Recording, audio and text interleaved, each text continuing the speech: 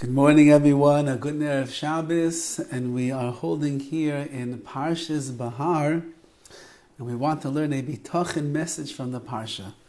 Perhaps there is no greater Parsha in the entirety of the Torah that revolves solely around the Midah of Bitachon. As we know, this is the Parsha that talks about the mitzvah of Shemitah, where a farmer who works his field for 6 years, on the 7th year, the Shemitah year, the year that he lets it lay fallow and rests, he makes it hefker, ownerless. He's not allowed to do a single thing. He doesn't work the field, he doesn't plow the field, he doesn't prune, he doesn't seed, he does nothing. He lets people, poor people, can come in and eat whatever they want.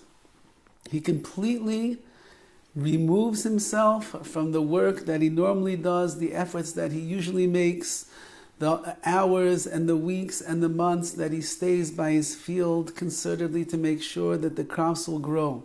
He leaves it all behind for 1 year. Why does the Torah ask a person to do such a thing? Says the Sefer HaChinuch on this mitzvah of Shemitah, Yesh ta'eles acher, there is a great benefit to a person who keeps the laws of Shemitah. Nimsa v'zeh adam sheyosi v'adam bitachon b'shem baruch hu. A person who keeps the mitzvah of Shemitah, which means although for 6 years he farms the field regularly, on the 7th year he lets it lay fallow, the man will add and increase bitachon into his life. Ki kol ha'moitze im levavoi laseis, because everything that a person usually has for himself, he will lahafkir la'olam kol giduli karka'osav. He will end up relinquishing his rights to everything. V'nachlas avoisav agedolim b'chol shana v'achas. Even though perhaps he has this field in his family for years, maybe decades, and every year it belongs to him, and he does what he wants with it to make it produce more.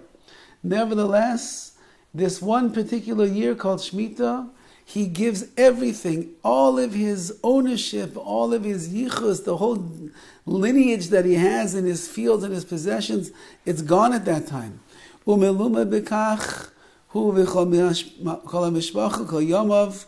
And he follows this law, and his entire family is together with him, and afterwards will keep it as well.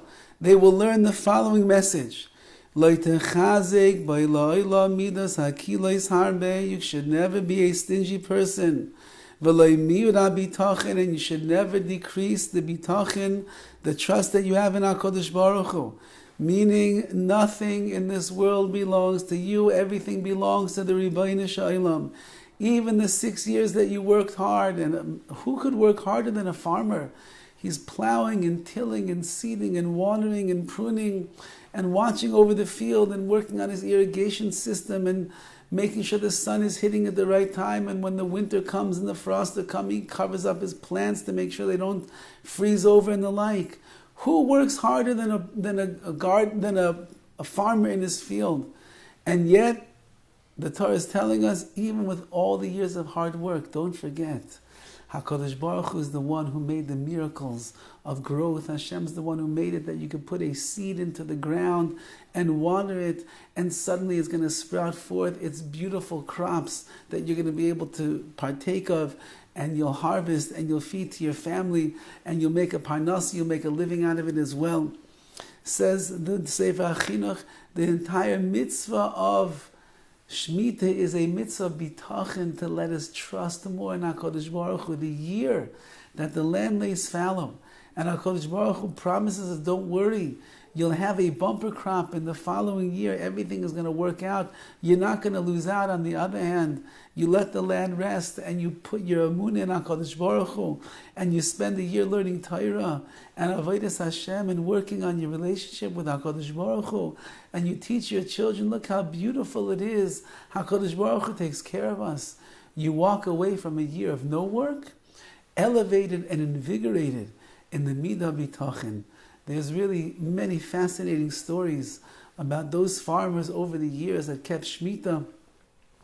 And I believe about 2 or 3 Shemitah cycles ago, there was a farmer, let's call him Yochanan. He was not particularly very religious, and he was convinced by the different organizations that encourage the farmers to keep Shemitah, that he should keep Shemitah. Now, keeping Shemitah means you have to become Shomer Shemitah. You have to guard the Shemitah, not work the field.